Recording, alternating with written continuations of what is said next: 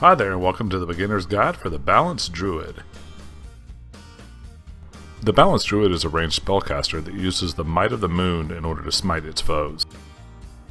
The spec is all about building up and spending astral power. This spec also has one of the more interesting artifact abilities in Full Moon.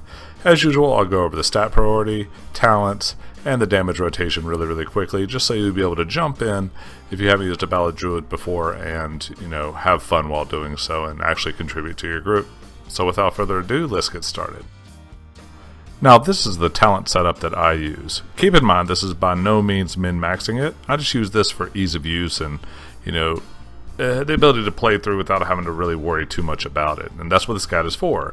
It's for beginners. The most important three talents, though, that do need to be taken are the bottom three: Incarnation, Chosen of Elune, Blessing of the Ancients, Nature's Balance. Incarnation, Chosen of Elune will actually give you a damage cooldown. Other than the full moon, if you don't take that, you really don't have one. So it's important that you take one of those so you can, really contribute to those burn phases that you're going to face up against in most raid boss fights. Now with Blessing of the Ancients, it gives you two abilities basically to choose between Sun and Moon. I choose to be through the Moon ability. It gives me a little more astral power throughput, which will help me keep my damaging spells out more often.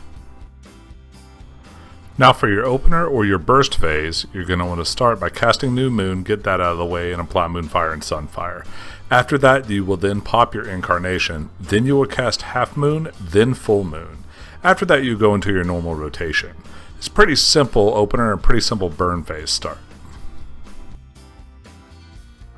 After that, your rotation's as follows. You're going to keep Moonfire and Sunfire up on the target at all times. You'll cast Star Surge anytime you have enough astral power to do so. Cast New Moon, Full Moon, or Half Moon whenever they're up. You want to keep those charges rotating at all times.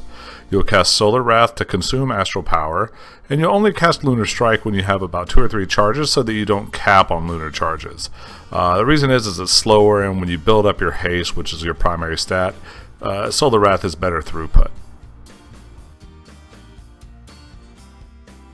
Now, generally, I don't tend to cap on Lunar Strike charges just because I run out of astral power. My haste is a little bit lower, so you'll see me using more Lunar Strikes than normal. Still do decent DPS, somewhere in the mid-4s.